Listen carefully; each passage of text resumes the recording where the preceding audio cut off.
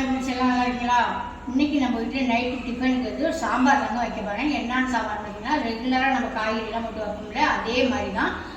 அதே மாதிரி இல்லாமல் பொடியெல்லாம் நம்ம வீட்டில் உள்ள பொடி, சாம்பார் பொடி இருக்குன்ட்டு அந்த பொடி போட்டு வைப்பேன். சாதாரண மிளகாத்தூள், மல்லித்தூள் இதெல்லாம் தனியாக வச்சுருப்போம், அதுவும் போட்டு வைப்பேன். தனியாக மிளகாத்தூள், மல்லித்தூள் போட்டு வச்சுக்கலாம், அதுவும் போட்டு வைப்பேன். நான் என்கிட்ட என்ன இருக்குதோ அதை போட்டு சாம்பார் வச்சுருவாங்க. எப்படி வச்சிருந்தாலுமே சாம்பார் வந்து சூப்பராக இருக்கும். ஏன்னா நான் ஹோட்டலுக்கெல்லாம் நாங்கள் முன்னாடியெல்லாம் ஹோட்டல் வச்சுருந்தோம், அதுலேயெல்லாம் நாங்கள் இட்லி சாம்பார் வச்சு ரெகுலராக வைப்போமா, அதனால எனக்கு சாம்பார் வைக்கிறதுல என்ன அடிச்சிக்கவே முடியாது. இப்போ என்ன சாம்பார் வைக்க போகிறேன்னு பார்த்தீங்கன்னா, வறுத்து அரைச்சுட்ட சாம்பார் தான் வைக்க போகிறேன். இதுவுமே நிறையா வண்டியெல்லாம் போட்டிருக்கேன், இன்னைக்கு வைக்கிறோம். அதனால சரி சரி உங்களுக்கும் எடுத்து போட்டு விடலான்னு தான். வாங்க என்ன நான் எடுத்துருக்கேன், எத்தனை பேருக்கு நான் சாம்பார் வைக்க போகிறேன். இப்போ நம்ம வீட்டில் உள்ள சின்ன சின்ன ஃபங்க்ஷன்லாம் நடக்குது இல்லை, அதுக்கெல்லாமே நம்ம இந்த மாதிரிலாம் சாம்பார் வச்சோம்னா வீட்டில் உள்ள பொடி இல்லாமல் இந்த மாதிரி வறுத்துட்டு நுணுக்கி போட்டோம்னா, வறுத்துட்டு இடித்து போட்டோம்னா அது ஒரு டேஸ்ட்டாக வாசமாக சூப்பராக இருக்குங்க. இப்போ அதுக்கு தான் நான் இப்போ இந்த சாம்பார் வைக்க போகிறேன். காலையில் இன்றைக்கி நான்வெஜ்ஜு நம்ம வீட்டில் சைவ சாப்பாடை விட்டா, அதனால் காலையில் இட்லிக்கு அரைச்சி வச்சேன். அதுக்கு வந்து இந்த இட்லிக்கு வந்து இந்த மாதிரி சாம்பார்லாம் வச்சு சாப்பிட்டோம்னா சூப்பராக அருமையாக இருக்கும். வாங்க என்ன சாம்பார்னு பார்த்துலாம். நான் வந்து இப்போ ஒரு 4-5 பேர் சாப்பிட்றதுக்காக வைக்க போகிறேன். ஒரு 6-7 பேர் சாப்பிட்றதுக்கு வைக்க போகிறேன். அதுக்கு வந்து ஒரு 2 ஸ்பூனு மல்லி எடுத்துருக்கிறேன், 1 ஸ்பூன் வெந்தயம் எடுத்துருக்கேன், ஒரு 1/2 ஸ்பூனு மிளகு எடுத்துருக்கேன், 1 ஸ்பூனு ஜீரகம் எடுத்துருக்கேன், ஒரு 1.5 ஸ்பூன் கடலைப்பருப்பு, ஒரு 5-6 வரமிளகா. இந்த வரமிளகா வந்து உங்களுக்கு காரத்துக்கு தக்கன்னு நீங்கள் போட்டுக்கங்க. கொஞ்சம் காரமாக தான் நல்லாயிருக்கும், நான் கொஞ்சம் காரமாக தான் வச்சுருக்கேன். பருப்புலையும் ஒரு 2 பச்சை மிளகா போட்டுருக்கேன். பருப்பில் என்னென்ன போட்டுக்கிறேன்னு பார்த்தீங்கன்னா, காய் வந்து கரைக்கு அரைக்கலாங்க. அதில் காய் பிரிஞ்சு காயெல்லாம் கொஞ்சம் பழமாக இருந்து ஒரு 2 பீஸ் 3 பீஸ் போட்டிங்கனால அந்த வெள்ளம்லாம் போட்டு வைப்பாங்க பாருங்க, அந்த வெள்ளம்லாம் போடாமல் இந்த பரங்கி பழம் போட்டு வச்சிங்கனால அது ஒரு சூப்பராக, அது ஒரு டேஸ்ட்டாக இருக்கும். சில பேருக்கு சாம்பாருக்கு வெள்ளம் போடுவாங்க, நான் வெள்ளம்லாம் போடவே மாட்டாங்க, அது ரொம்ப வெள்ளம் போட்டாலே பிடிக்காது. அப்புறம் நான் காய்கறி என்ன சேர்த்துக்கணும் பார்த்தீங்கன்னா, முருங்கைக்காய், கத்திரிக்காய், சின்ன வெங்காயம், அப்புறம் பருப்பில் வந்து பைத்தம்பருப்பு, துவரம் பருப்பு, உருளைக்கிழங்கு, அப்புறம் தக்காளி, வெங்காயம், அவ்வளோதான். அதெல்லாம் போட்டு இப்போ விசில் வச்சிருக்கிறேன். அது விசில் வச்சுட்டு நான் உங்கள்கிட்ட காமிக்கிறேன். இப்போ இது எல்லாத்தையும் வறுத்து எடுத்துக்கலாம். இந்த மாதிரி பொடி இடித்து நம்ம ஒரு பாட்டிலில் ஸ்டோர் பண்ணி வச்சுக்கிட்டிங்கன்னா 2-3 நேரம் வைக்கலாங்க. இதெல்லாம் ஒரு மாதத்துக்கு வச்சுக்கலாம், ஆனால் ட்ரையாக வறுக்கணும். நான் வந்து இப்போ உடனே யூஸ் பண்ணுறதுக்கு தான், அதுக்காக ஒரு 1/2 ஸ்பூன்கிட்ட எண்ணெய் விட்டுருக்கேன். எண்ணெய் நல்லா சூடாக எடுத்துக்கு பாட்டு நம்ம எல்லாத்தையுமே ஒன்றா போட்டே வறுத்து எடுத்துக்கலாம். தனித்தனியெல்லாம் வறுக்க வேண்டியது, எல்லாத்தையும் ஒன்றா போட்டே வறுத்து எடுத்துக்கலாம். நீங்கள் வறுத்து பொடி பண்ணி வைக்கிறது மாதிரி தான் சும்மா ட்ரையாக வறுக்கணும், எண்ணெய் ஊற்றாம. எல்லாத்தையுமே நல்லா வெடிக்கிற அளவுக்கு, சட்டம் பண்ணி வெடிக்கிற அளவுக்கு வறுத்து எடுத்தாச்சுங்க. இதை ஆறட்டும். இதை ஒரு பக்கத்தில் வச்சுட்டு நம்ம சாம்பாருக்கு தேவையான தண்ணியை ஊற்றி எடுத்து வச்சிடலாம். பருப்பு எப்படி தைல மாதிரி வேக வச்சு எடுத்துகிட்டு பார்த்தீங்களா, அதில் வந்து நான் சொன்ன காய் அனைத்து காயுமே போட்டு கொஞ்சமாக மஞ்சத்தூள் போட்டு 3 விசில் விட்டு எடுத்துக்கிட்டேன்.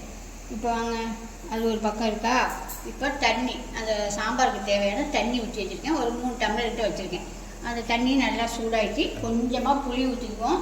சில பேர் சாம்பாருக்கு புளி ஊற்றுவாங்க, சில பேர் ஊற்ற மாட்டாங்க. நிறையா பேர் ஊற்றுவாங்க, யாரும் 1-2 பேர் ஊற்ற மாட்டாங்க. நான் ஊற்றுவாங்க சாம்பாருக்கு புளி ஊற்றி. மஞ்சள் பொடி நான் பருப்புலேயே போட்டுட்டேன், அதனால் இப்போ நான் இதுக்கு மஞ்சள் பொடி போடல. நம்ம வறுத்து எல்லாத்தையும் இந்த மாதிரி கொஞ்சம் குறை அரைச்சி எடுத்துகிட்டு வந்திருக்கேன். இதே மாதிரி சமையல் பார்த்தீங்கன்னா இந்த மாதிரி தான் ரெடி பண்ணுவாங்க. நான் செஞ்சது மாதிரியே தான் செய்வாங்க சமையல். இப்போ இதையும் அதில் சேர்த்துக்கலாம். சேர்த்து தேவையான உப்பையும் போட்டுடலாம். அதில் நல்லா தலைப்படன்னு கொதிக்கட்டும். இந்த பக்கம் இட்லியும் ஊற்றி வச்சாச்சு. நம்ம சாப்பாடு வந்து கரெக்டாக ஒரு 7-7:30 சாப்பாடு ரெடி ஆகிடும். சாதமாக இருந்தாலும் சரி, தோசையாக இருந்தாலும் சரி, இட்லியாக இருந்தாலும் சரி, ஒரு 7-7:30 சாப்பிட்டுட்டு படுத்துருவோம். ஏன்னா காலையிலேருந்து வேலை பார்க்கலாமா, அதனால. மதியானம் என்ன சாப்பாடு பார்த்தீங்கன்னா, இந்த மதியம் லெமன் சாதம், அதில் கொஞ்சம் இருக்குது, சூப்பரான லெமன் சாதம். அப்புறம் இது வத்தல் வடவும், இது வந்து காலிஃப்ளவர் அப்படியே கிரேவி மாதிரி வச்சு அந்த லெமன் சாதம் தொட்டு சாப்பிட்டோம், அவ்வளோ ஒரு சூப்பராக இருந்துச்சுங்க. அதுதான் இன்றைக்கி எங்கள் வீட்டில் மதியான சாப்பாடு. ஞாயிற்றுக்கிழமை சண்டே சமையல் அதுதான் இன்றைக்கி. இதுவுமே நம்ம எல்லாம் வறுத்து தான் பொடி பண்ணியிருக்கோம், அதனால் இப்போ கொதிச்சது போதும். நம்ம வறுத்து ரெடி பண்ணி வச்சுருக்கோமா, காயெல்லாம் போட்டு இடிச்சு ஊற்றி அதில் சேர்த்துடலாங்க. நான் இப்படி தான் சாம்பார் வைப்பேன். சில பேர் என்ன செய்வாங்கன்னா, இப்போ இந்த பருப்பெல்லாம் கடைஞ்சி வச்சுருக்கோமா, இதை தூக்கி அடுப்பில் வச்சு இதில் தேவையான தண்ணியை ஊற்றி இதிலே புளி எல்லாம் போட்டு மறுபடியும் என்னென்ன ஜாமான் சேர்க்கணுமோ சேர்த்து கொதிக்க விட்டு தாளிச்சுடுவாங்க. நான் எப்போ சாம்பார் வச்சாலும் இட்லி சாம்பார் இப்படி தான் வைப்பேன், தனித்தனியாக தான் வைப்பேன். பருப்பு தனியாக வேக வச்சு, பருப்பு காயை தனியாக வேக வச்சு வச்சுக்குவேன். இதை நமக்கு மசாலா போட்டாலும் சரி, சாம்பார் பொடி போட்டாலும் சரி, இது தண்ணியை நான் தனியாக தான் கொதிக்க வச்சு டக்குன்னு தூக்கி வச்சு சீக்கிரம், ரொம்ப சீக்கிரம் இந்த பருப்பு வேகிறதுக்குள்ள இந்த பக்கம் நான் சாம்பாருக்குள்ள தண்ணி அதுக்குள்ளே மசாலாலாம் போட்டு கொதிக்க வச்சுருவேன். இப்போ இட்லியை சேர்த்துக்கலாம். அதுதாங்க தூக்கி இப்போ நம்ம வெந்த பருப்பு தூக்கி இதில் சேர்த்தாச்சு. இது நல்லா தலைப்பழன்னு ஒரு கொதி வரட்டும். நல்லா வாசமாக ஒரு கும்முன்னு ஒரு வாசமாக இருக்குது. தலைப்பழன்னு ஒரு கொதி வரட்டும். வந்தோடனே அடுப்பு ஆஃப் பண்ணிட்டு தாளிச்சேன். ரேஷன் கடை அரிசி தாங்க. நான் எப்பயுமே உங்கள்கிட்ட சொல்லுவேன், ரேஷன் கடை இட்லி தான், ரேஷன் கடை அரிசி தான். அது எவ்வளோ பஞ்சாக இருக்குதாங்க. எனக்கு என்னமோ ஏன் ரேஷன் கடை அரிசியில் சில பேர் சாப்பிடுவாங்க. எனக்கு கடை அரிசி வாங்கி வச்சுட்டு போடலாம்னா அது எனக்கு பிடிக்கவே பிடிக்காது. ரேஷன் கடையில் அரிசி வாங்கி அந்த குண்டு அரிசி விற்கிதுல அதை வாங்கி இட்லி ஊற்றினா தான் பிடிக்கும். அதில் தோசை சுட்டால் தான் பிடிக்கும். அவ்வளோ சூப்பராக நல்லா வந்தால் அருமையாக இருக்கும். புட்டு சாப்பிட்றதுக்கு அப்படியே எழுதலாம். இப்போ தாளிச்சிடலாமா? தாளிப்புக்கு அடுப்பத்தை வச்சு எண்ணெய் ஊற்றிட்டேன். எண்ணெய் சூடாகட்டும். அதுக்குள்ளே ஒரு அரை ஸ்பூனு ஜீரகம், ஒரு அரை ஸ்பூனு கடுகு, கொஞ்சோண்டு வெள்ளை உளுந்து, ஒரு 10 வெந்தயம், ஒரே ஒரு காஞ்ச மிளகாய். நம்ம எண்ணெய் சூடாகி போட்ட வெந்தயம் கடுகு எல்லாமே நல்லா சட்டப்பட்டு வெடிச்சிருச்சு. இதில் கொஞ்சமாக தேவையான அளவுக்கு பெருங்காயத்தை போட்டுக்கலாம். பெருங்காயம் எல்லாம் சேர்க்கவே இல்லை, போட்டுக்கிட்டாச்சு. வெங்காய பொடி அவ்வளோதான். அடுப்பு ஆஃப் பண்ணிட்டேன். இப்போ இந்த சாம்பார் தூக்கி ஊற்றி டக்குன்னு மூடிடணும். அவ்வளோதான். டக்குன்னு மூடிட்டோம்னா அந்த வாசம் அதுலேயே கும்முன்னு வாசமாக வேலையே முடிஞ்சிருச்சு. இப்போ நான் இறக்கி வச்சு லாஸ்ட்டில் பச்சை கொத்தமல்லியும் ஃப்ரெஷ்ஷான கருவேப்பிலையும் போட்டு நல்லா ஒரு கிளறிட்டு அப்படியே ஒரு 2 நிமிஷம் மூடி வச்சுட்டு இட்லியை பஞ்சு மாதிரி ஊற்றி சாப்பிட வேண்டியதாங்க. இப்போ சாம்பார் சூப்பராக ரெடி ஆகிடுச்சு. இதே மாதிரி நான் சொன்னது மாதிரி நீங்கள் வறுத்து விட்டு அரைச்சி செஞ்சு பாருங்கள். அவ்வளோ ஒரு அருமையாக இருக்கும்.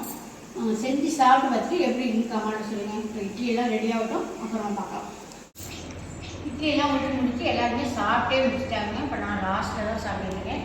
இட்லியை ஊற்றி 4 இட்லியை வச்சு நல்லா மிதக்க செஞ்சு சாதம் ஊற்றி சுடுது சாம்பாருக்கும் இந்த சாம்பாருக்கும் நிறையாவே வித்தியாசம் சொல்லுங்கள். ஏன்னா எல்லாத்தையும் வறுத்து அரைக்கிறோமா, நல்லா வாசமாக நான் தாளிச்சது நிறைய கடைசியில் தாளிப்பு விட்டு அந்த பெருங்காயப்பொடி, பச்சை கொத்தமல்லி, கருவேப்பிலாம் போட்டோம்னா அவ்வளோ ஒரு சூப்பராக அருமையாக இருக்கும். நான் செஞ்சது மாதிரியே நீங்கள் செஞ்சு சாப்பிட்டு எப்படி கமெண்ட் சொல்லுங்கள்.